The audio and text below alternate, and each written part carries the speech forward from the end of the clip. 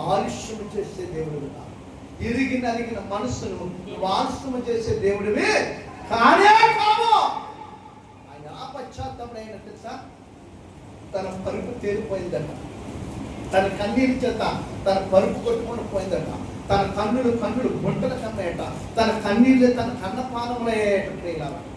ఈరోజు తప్పు చేస్తాం, ఈరోజు అబద్ధం ఆడేస్తాం, ఈరోజు ఏదో పొరపాటు చేసేస్తాం. కానీ ఒకవేళ అది నీకు మంచి అనిపించవచ్చు, అది నీకు క్షేమం అనిపించవచ్చు. కానీ నిన్ను చూచున్న నీ దేవుడిని నన్ను చూసా, ఆ దేవుడు అబద్ధకుని చేస్తున్నాడు, ఆ దేవుడు మోసపూస్తున్నాడు. ఎందుకంటే మన దేవుడు అబద్ధకుడు కాదు, మన దేవుడు మోసం చేసేవాడు కాదు, మన దేవుడు ఎంత మాత్రం కూడా ఇతరుల బాధ పెట్టేవాడు కాదు. కాబట్టి నువ్వు ఎలా ఉండాలనుకుంటే దేవుడు నా కుమారుడు నాలాగే ఉండాలి, నా ప్రవర్తన కలిగి ఉండాలి, నా మాట కలిగి ఉండాలి, నా స్వరూపం కలిగి ఉండాలి, నా కోరిక కలిగి ఉండాలి, నాకు అలాగే ఉండాలి నా కుమారుడు. ఈ లోకాధికారిని అబద్ధ జనకుడికి నా కుమారుడు చోటివ్వకూడదు, నా కుమారుడు అబద్ధ జనకుడు ఎక్కడ ఏర్పాటు చేయకూడదు అనుకుంటాడు దేవుడు. దేవుడికి స్తోత్రం. అప్పుడు మనం ఏం చేయాలో తెలుసా ప్రియులారా? చేసిన చిన్న అబద్ధమైన, చేసిన చిన్న మోసమైన, చేసిన చిన్న కోపమైన, లేదా మాట విసిరేసిన, నీవు దేవుని దగ్గర పశ్చాత్తాపం, దేవునితో సమాధానం పడాలి. నువ్వు సమాధానం పడితేనే నువ్వు చేసిన ఆ తప్పు ఏదైతుందో దాంట్లోంచి దేవుడు ఎలా తప్పిస్తావు. ఒకవేళ సమాధానం పడలేనంత కాలం కూడా అవి ఏం చేస్తాయట? మనం బాగా చెప్తాం కదా, మన హైందవ గ్రంథాల్లో హైందవ సహోదరులు చెప్పిన మాట ఏంటి తెలుసా? పాప పుణ్యములు త్రాసులో వేసి పాపం అంతా ఒక త్రాసులోను, పుణ్యం అంతా ఒక త్రాసులో వేస్తారు కదా కదా. పరిశుద్ధ గ్రంథం కూడా అదే చెప్తుంది. నీ పాపాన్ని దేవదూతలు లెక్కింపు చేస్తాయి, నువ్వు చేసిన పుణ్యకాలను దేవదూతలు లెక్కింపు చేస్తాయి. నీకు అర్థమవుతుందా? నీ పాపమేమో తప్పు అయిపోయింది, ఆ ప్రభావం అంత క్షమించేయండి.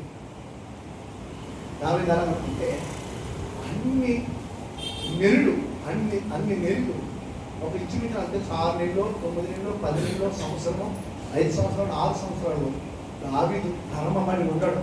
హల్లెలూయా. దావీదు ధర్మపడి ఉండడు. దావీదు మనం అనుకుంటాం శత్రువుని చేత తరంపడ్డాడు అనుకుంటాం, కాదు, దేవుని చేత పడతానన్నాడు. హల్లెలూయా. దేవుని చేత కూడా తరంపడ్డాడు. ఎందుకో తెలుసా? దావీదుని తీసుకొచ్చి ఆయన భక్తిని చూసి, ఆయన ఆరాధన చూసి, ఎక్కడో ఉన్న దావీదుని తీసుకొచ్చి అభిషేకించి ఇశ్రాయేలు ప్రజల మీద రెండో రాజుగా ఆయన ఆ సింహాసనాన్ని కూర్చోబెడితే దావీదు అడిగిందల్లా దేవుడు ఇచ్చుకుంటూ వస్తే ఇచ్చిన దానిని తీసుకుంటూ అతిక్రమించాడు. దేవుని మాట, దేవుని ఆజ్ఞ అతిక్రమించాడు. దేవుడు ఇచ్చిన దానికంటే ఈయన సౌలులాగా కొన్ని ఆక్రమించేసుకున్నాడు. అది దేవుడి మాట. దేవుడికి సౌలుకి దావీదుకి తేడా ఉంటుందని దేవుడు ఏం చేశాడంటే, దేవుడు కూడా దావీదుని తరవడం ప్రారంభించాడు. మనం అనుకుంటే కేవలం శత్రువులు అనుకుంటారు, శత్రువులా కాదు, నిన్ను సరి చేయడానికి నిన్ను తరుగుతాడు దేవుడు, నిన్ను బాగు చేయడానికి నిన్ను తరుగుతాడు. నువ్వు తరబడుతూ ఎక్కడికి వస్తావో తెలుసా?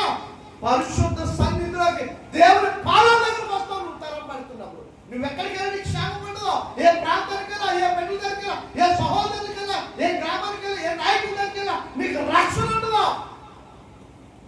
ఆ తరమబడిన పరిస్థితుల నుంచి నీకు నెమ్మది కొరకు, నీ ప్రాణానికి నెమ్మది కొరకు, నీకు శాంతి కొరకు, నీకు సమాధానం కొరకు, నీకు ఆదరణ కొరకు, ఒక ధైర్యం కొరకు ఎక్కడికి వస్తావో తెలుసా? యెహోవా మందిరంలోకి వస్తాం. దావీదు అదే పని చేశాడు. దేవునికి స్తోత్రం. హల్లెలూయా. తిరిగి ఎక్కడికి వచ్చావు? తిరిగి దావీదు దేవుని సన్నిధిలోకి వచ్చాడు. అయ్యా, నీ వద్ద కొరమ అడిగితే కీర్తన గ్రంథంలో చెప్తాడు 27 అధ్యాయం అనుకుంటా 4వ వచనం. నీ వద్ద నేను ఒక వరం అడుగుతున్నానయ్యా, నీ వద్ద నేను ఒక వరం అడుగుతున్నాను. నిత్యము నీ ప్రసన్నత చూడాలి, నీ మహిమ నేను చూడాలి, నీ ప్రత్యక్షతని కలిగి ఉండాలి, నీ మందిర ఆవరణలో నివాసము చేయాలి. అవకాశాలు అడగాలండి. మనం నువ్వు దేవుడికి అవకాశం అవ్వడం ఏంటంటే, దేవుడు అవకాశం అడుగుకుంటే నీ ఆయుష్ను పెంచుతాడు, నీ ఆశీర్వాదాన్ని పెంచుతాడు, ఆయన కనికరం నీ మీదకి వస్తుంది, ఆయన దయ ఎల్లప్పుడూ నీకు తోడుగా ఉంటుంది. ఎల్ల వేళ నువ్వు ఎక్కడికి వెళ్ళా, ఏ సమయంలో, ఏ స్థలంలో, ఎక్కడున్నా, అంధకారంలో ఉన్నా సరే హల్లెలూయా. దేవుని మనవాడగా, అయ్యా నేను తొందరపడి మాటలు చేశాను, నేను పొరపాటు చేశాను, నేను తప్పుదం చేశాను, నేను అబద్ధమే చెప్పాను, ఇది మోసమే, నా తల్లిదండ్రులు మోసం చేయడం కూడా తప్పే, నా తోటి వాళ్ళతో అబద్ధం చెప్పడం తప్పే, నా సంఘంలో నా ప్రవర్తన నేను మార్చుకోవాలి, నా సంఘంలో నేను ఎలా ఉంటే నా సంఘంలో ఉన్న బిడ్డలు ఎలాగైపోతారు, నన్ను చూసి నా సంఘమే కాదు చుట్టుపక్కల ఉన్న వాళ్ళు కూడా ఈయన నిజముగా దైవ కుమారుడే, ఈయన నిజముగా దేవుని కుమారులే, ఈయన నిజంగా దేవుని కుమార్తెలే, మేము అలా ఉండాలయ్యా. దావీదు ఆశ అదే, దావీదు కోరిక అదే, దావీదు ఉద్దేశం అదే. ఇక్కడ మనం సువార్తలోకి వెళ్తే ఒక భక్తుడు కనపడతాడు. ఆయన భక్తి ఎంత చేశాడో నాకు తెలియదు, కానీ జబదయ్య ఒక వ్యక్తి కనపడతాడు. జబదయ్య వ్యక్తి కనిపించి ఆయన అంటాడు, నా ఇద్దరు కుమారులు నీ కులపార్శ్వం ఎడపార్శ్వం ఉంచున్నాను. దేవుని స్తోత్రం. హల్లెలూయా. అది నా వశము లేదంట. హల్లెలూయా. ఇంకొక భక్తుడు పాత నిబంధనలో ఇద్దరు భక్తులు కనపడతారు. భక్తులు అంటే ఆసమాసం భక్తులు కాదు ఇద్దరును, ఒకరు ఏలియా, ఒకరు ఎలీషా. ఎలీషా వచ్చి నీకేం కావాల్సి ఏలి అడిగితే నీలో రెండిద్దరు కూడా ఆత్మగా అది నా వశము లేదు. కాలాలు సమయాలు తెలుసుకోవడం మీ పని కాదు, తండ్రి చెప్తాను. హల్లెలూయా. కొన్ని తండ్రి దగ్గర నుంచి మనం పొందుకోవడానికి ఈ పశ్చాత్తాపం నీలో కలగాలి. దావీదు పడ్డది అదే. నువ్వు ఆ పశ్చాత్తాపం ఎక్కడ వస్తుందంటే ఆయన రెక్కల నీడలో వస్తుంది, ఆయన మందిరంలో వస్తుంది. మందిరం అంటే రోజు పాస్టర్ గారు రోజు మందిరంలోకి వచ్చి ఎలాగంటే కుదురుతుందా, మరి మా మందిరంలో రావట్లేదు. నువ్వెక్కడ మోకరిస్తుంది ఆయన పరిశుద్ధ మందిరం. హల్లెలూయా. 99వ కీర్తనలో చెప్తాడు 5వ యెహోవా పరిశుద్ధుడు, ఆయన పరిశుద్ధ పర్వతం ఎదురు సాగలపడి ఆయన పరిశుద్ధ నామమును బట్టి ప్రార్థన చేయాలి. దేవునికి స్తోత్రం. హల్లెలూయా, హల్లెలూయా, హల్లెలూయా. అంతేగాని రాత్రి పగలు మందిరంలో ఉండడం కాదు. నీకు ఇచ్చిన నిజముగా ప్రభువు దగ్గర నుంచి ఆయన కనికరం, ఆయన ఆత్మ, ఆయన దయ, ఆయన ప్రేమ, ఆయన కృప, ఆయన దగ్గర ఉన్న ప్రతి ఆశీర్వాదం పొందాలనుకున్నప్పుడు పశ్చాత్తాపడు అవ్వాలి, కన్నీరు గార్చాలి. ఒక ఫలం ఊరికినే మీ ఎందుకు రాదు. నేను చాలాసార్లు చెప్పాను, ఫలం అనేది ఊరికినే రాదు. మరి ఏం చెల్లించాలంటే ఇరిగి నరిగిన మనస్సుని అనే కన్నీటి ప్రార్థన ఆయన బలిపీఠం మీద కన్నీరు కావచ్చు. దేవుడి సింహాసనం కలుగుతుందా? దావీదు చేశాడు. దావీదు ప్రార్థన చేస్తే దేవుడి సింహాసనం కదిలిపోయేదా. దావీదు ఎప్పుడు ప్రార్థన చేస్తాడని ఎదురు చూసేవాడండి దేవుడు. దావీదు ఎప్పుడు ప్రార్థన చేస్తాడని ఎదురు చూసేవాడంట.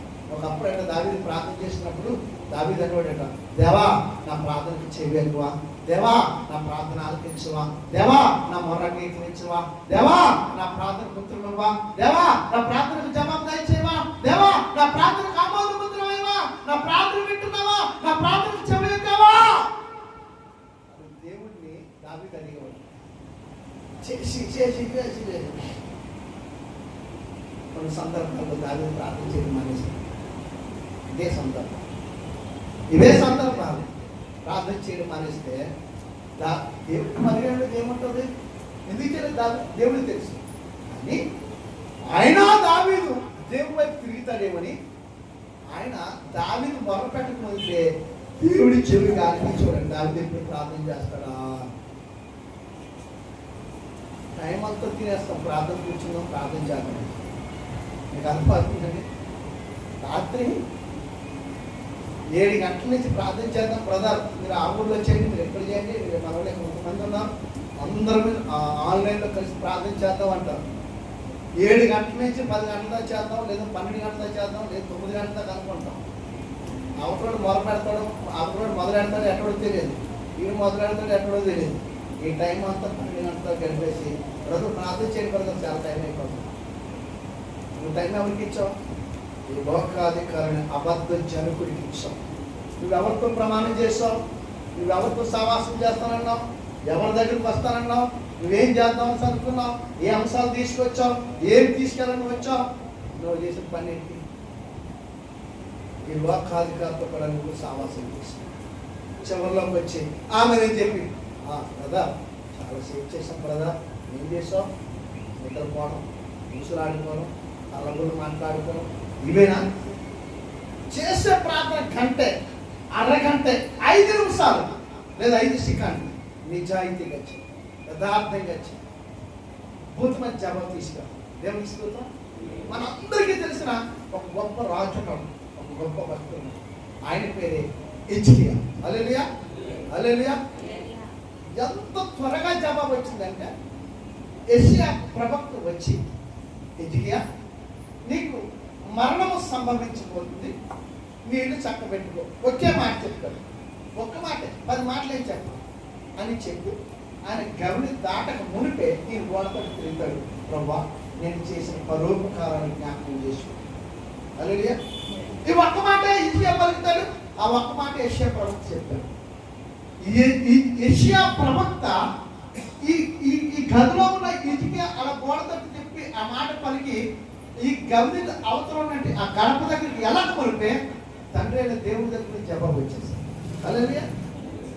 ఎంత స్పీడ్గా వచ్చిందో చూసారా? మీకు అర్థమవుతుందా? ఎన్ని సెకండ్లు చెప్పుకుంటాడు ఆయన మాట? నేను చేసిన పరోపకారాలను జ్ఞాపకం చేసుకో. ఆ మాట ఎన్ని నిమిషాలు చెప్పుకుంటాడు? గొడవైపు తిరిగి ఇలా వచ్చాడు యెషయా వచ్చి, హిజ్కియా నీకు మరణం సంభవించబోతుంది కనుక నీకు చక్కబెట్టుకున్న మాట ఎన్ని నిమిషాలు చెప్పుకుంటాడు? నిమిషాలు పడుతుందా? ఈయన ఇక్కడ చెప్పి అక్కడ గడప ఉంది, ఆ గడప దాటానికి ఎంత టైం ఉంటుంది? బెడ్రూమ్ గడప దాటానికి ఎంత టైం ఉంటుంది? అదే మన బెడ్రూమ్ని హైదరాబాద్ ప్రకారంగా గర్భ గది ఏదో అంటారు కదా. అలా ఆ రోజుల్లో కూడా ఆ సందర్భాలు ప్రస్తుతం ఉండొచ్చు. ఆ గడప దాటడానికి ఎంత టైం పడుతుంది? ఇక్కడి నుంచి ఎక్కడికి? గడప దాటక మునిపై జవాబు వచ్చింది. అక్కడ ఎవరి దగ్గర వచ్చింది ఉత్తరం? మళ్ళీ వర్తమానం తీసుకొచ్చిన యెషయా దగ్గరకు వచ్చింది. నువ్వు వెళ్ళి హిజ్కియాకి సెనహేరీబు చేతిలో నుంచి ఆ రాజ్యమును విడిపించి మరలా 15 సంవత్సరాలు ఆయుష్ను ఇస్తున్నానని చెప్పి మాట్లాడాలి. హల్లెలూయా. ఎంత టైం పట్టింది? ఇద్దరికి మధ్య ఉన్న వ్యక్తి ఎవరు? సర్వోన్నతుడైన దేవుడు. వర్తమానం తెచ్చింది ఎవరు? ప్రవక్త యెషయా. ఎవరి కోసం తెచ్చాడు? రాజైన భక్తుడైన హిజ్కియా దగ్గర తీసుకొచ్చి. దేవునికి స్తోత్రం. హల్లెలూయా. నువ్వు భక్తుడివే, నీకోసం కూడా తెస్తాడే. నువ్వు చేసే ప్రార్థన జీవితంలో నిజాయితీ ఉన్నప్పుడు, సత్యం ఉన్నప్పుడు, ఆత్మ కలిగి రక్షణ పొందుకుని నువ్వు ఆత్మ కలిగిన ప్రత్యక్షత నీలో ఉంటే నీ ప్రార్థనకు వెంటనే జవాబు. దేవునికి స్తోత్రం. హల్లెలూయా, హల్లెలూయా. ఎన్నోసార్లు నేను పొందుకున్నాను అలా, ఎన్నో మార్లు నేను పొందుకున్నాను అలా. ఇదే ఇంటికి నేను ఇంటిపెట్టి ప్రార్థన చేస్తాను. నాకు కలిగిన కష్టాన్ని బట్టి ఇంటిపెట్టి ప్రార్థన చేస్తాను. ప్రార్థన ముగించలో జవాబు వస్తాను. దేవునికి స్తోత్రం. హల్లెలూయా. హిజ్కియాకే కాదు దేవుడు, నీకు నాకు కూడా దేవుడే. హల్లెలూయా. దావీదుకే కాదు దేవుడు, నిన్ను నన్ను కూడా ఈ పాపం అనే కొండ ఎక్కించి ఆయన సింహాసనం మీద కూర్చోబెట్టుకోవడానికి ఆయనకి నీ వంటి ఇష్టమైన కనుక నిన్ను తీసుకెళ్ళి ఆయనతో పాటు తన కుడి పార్శ్వం ఉంచుకోవడానికి ఆయన ఇష్టపడుతున్నాడు. ప్రియుడా, సౌలు కూర్చోబెట్టిన దేవుడు రాజుగా, నిన్ను నన్ను రాజుగా రాణిగా కూర్చోబెట్టడానికి ఆయన ఇష్టపడుతున్నాడు. నీ హృదయం తెరిచి, నీ మనసు తెరిచి, నీ మనోనేత్రాలు తెరచుకొని దేవుని సన్నిధిలో పశ్చాత్తాపులై భావనతో నీ హృదయ అంతరంగములో నుంచి నీ ప్రాణము తల్లడినంతగా నీవు ఆయన సన్నిధిలో మొరపెట్టుతున్నప్పుడు, ఆయన పాదాల దగ్గరికి వచ్చి నువ్వు అడుగుతున్నప్పుడు, నువ్వు ఏ ఇనప గడియల చేత కట్టబడుతున్నావు, ఏ ఇద్దరు గడియల చేత నువ్వు బిగింపబడుతున్నావు, ఏ కట్లు చేత బిగింపబడుతున్నావు, ఏ శరలో ఉండిపోయావో వాటన్నిటిని తెంచి దేవుడు నువ్వు అడుగుతున్న పనులు ఇవ్వడానికి ఆయన ఇష్టపడుతున్నావు. మీరు ప్రార్థన లోటుగా ఉంటుంది, గుర్తుపెట్టు. ఆ ప్రార్థన ఎప్పుడైతే నువ్వు ఫుల్ చేస్తావో ఆ ప్రార్థన ఏం చేస్తుందో తెలుసా? నిన్ను మించి పొంగు పొర్లుతాడు అని అంటాడు కీర్తనకారుడు 23వ అధ్యాయంలో 4వ వచనం ఒక మాట చెప్తాడు. నా నోరుతో నా తల అంటి ఉన్నా తరాంతకాలంలో ఉన్నా సరే దేవుడు నిన్ను నింపాలనుకున్నప్పుడు, నీ ప్రార్థనలన్నీ పొంగి పొర్లుతున్నప్పుడు పరలోకం నుంచి ఆశీర్వాదం పొంగి దిగి వస్తుంది. హల్లెలూయా. పరలోకం నుంచి దీవెన పొంగి దిగి వస్తుంది. నీ ప్రార్థన పొంగం, నీలో ఉనికి లేదు, నీలో స్పృహ లేదు, నీలో జీవము లేదు, నువ్వు కదలట్లేదు, నువ్వు మెదలట్లేదు, అలాగే ఉండిపోతున్నావు. చర్చికి వెళ్తానండి ఆలోచించాను. దేవుడి తప్పు అడగకపోవడం మన దగ్గర. అడగకపోవడం అంతే తప్పు. ఇవ్వటానికి ఆయన సంసిద్ధుడైనాడు, తీసుకోవడం నువ్వు సిద్ధంగా ఉన్నావా? దానికి సమాధానం మన దగ్గర ఉంది. మాట కలిగినప్పుడు ఏడడం కాదండి, కష్టం వచ్చినప్పుడు కన్నీళ్ళు పెట్టడం కాదండి. ఆ కష్టం, ఆ బాధ రాకముందు నువ్వు కన్నీళ్ళు పెడవాలి. కష్టం వచ్చాక నువ్వు కన్నీళ్ళు విడితే ప్రయోజనం లేదు. ఎందుకో తెలుసా? అప్పటికి చాలా వరకు నీలో శక్తి హీనమైపోతుంది, నువ్వు బలహీనుడు అయిపోతావు, నీ ఎముకలు మెత్తబడిపోతాయి, నీ దేహంలో ప్రతి అవయవం కూడా చాలా బలహీనమైపోతుంది.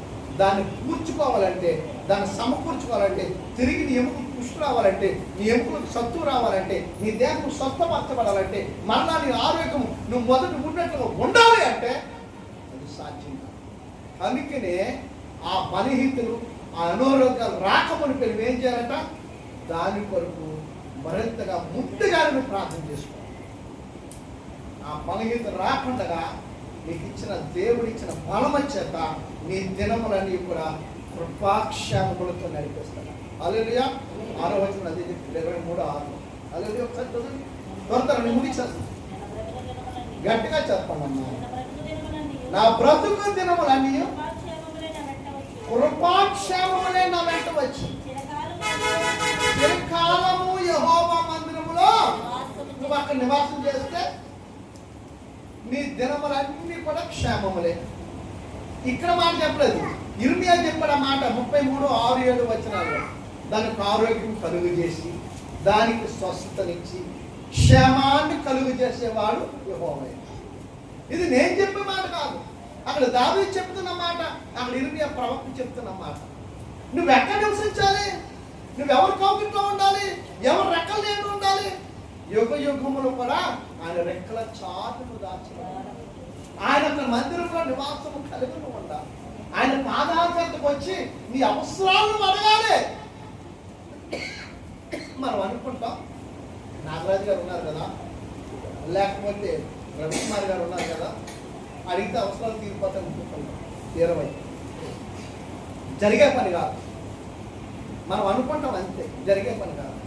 నాగరాజు గారి దగ్గరైనా, రవికుమార్ గారి దగ్గరైనా, ఆశాజ్యోతి గారి దగ్గరైనా, మరొకరి దగ్గరైనా ఒక ఫలము నేను పొందుకోవాలంటే నేను చేసే మొదటి పని ఏంటంటే ప్రార్థన చేయాలి.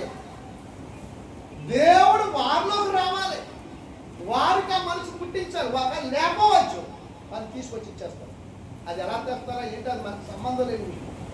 ఖచ్చితంగా దేవుడు వారసంగా ఇప్పిస్తాడు. ఎందుకంటే నువ్వు చేసిన ప్రార్థన. హల్లెలూయా. హల్లెలూయా. భక్తులైన దానియేలు 9వ అధ్యాయం ఇంటికి చదవాలి. 9వ అధ్యాయం ఉపవాసం ప్రార్థన చేస్తాడు. ప్రార్థనలన్నీ ఆపేస్తుంది. ప్రార్థనలన్నీ ఆకాశ మార్గమున దురాత్మల సమూహం ఆయన ప్రార్థనలన్నిటికీ ఆపేసి ప్రార్థన తండ్రి యొద్దకు వెళ్ళకుండా చేస్తాడు. ఆ సమయంలో మిఖాయేలు యుద్ధం చేసి ప్రార్థనలన్నీ తండ్రి సన్నిధికి తీసుకెళ్తాడు. మీకు అర్థమైందా? మరి నీ పక్షం మిఖాయేలు యుద్ధం చేస్తుందా? నీ చేసే ప్రార్థన తండ్రి దగ్గరికి తీసుకెళ్ళడానికి నీ ప్రార్థన తండ్రి దగ్గరికి వెళ్ళిందో లేదో నువ్వు చూస్తున్నావా? నీ ప్రార్థన తగిన ఫలం వస్తుందో లేదో నీకు అర్థం వస్తుందా? యాకోబు ప్రార్థన చేస్తాడు, దేవదూతలు ఎక్కుతూ దిగుతున్నాయి, నిచ్చెన ఎక్కుతున్నాయి, దిగుతున్నాయి.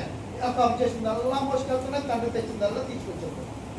మరి ఈరోజు మనం ప్రార్థన చేస్తున్నప్పుడు దానియేలు ప్రార్థన ఆలకించి ఆటంకంగా ఉండిపోయిన దురాత్మ శక్తులన్నింటినీ మిఖాయేలు హతమార్చి తండ్రి దగ్గరికి దానియేలు ప్రార్థన తీసుకెళ్ళి పరలోకం నుంచి ఆజ్ఞ బయలుదేరింది. 2:23 వచనాలు రాయబడి దేవునికి స్తోత్రం. పరలోకం నుంచి ఆజ్ఞ బయలుదేరినాడు దేవదూత మిఖాయేలు, దానియేలు నువ్వు బహుప్రియుడు అయినందున నీ ప్రార్థనలన్నీ కూడా తండ్రి యొద్దకు చేర్చబడ్డాయి. పరలోకము నుంచి ఆజ్ఞ బయలుదేరింది. దేవదూతలు నిన్ను తాకగా దానియేలు గొప్ప శక్తివంతుడయ్యాడు. హల్లెలూయా. ఎప్పుడైనా ప్రార్థనలో ఆ అనుభవాన్ని అనుభవించావా? అనుభవాన్ని నువ్వు చూసావా? ఆ శక్తిని తాకడం, అనుభవించడం నువ్వు అనుభవించావా?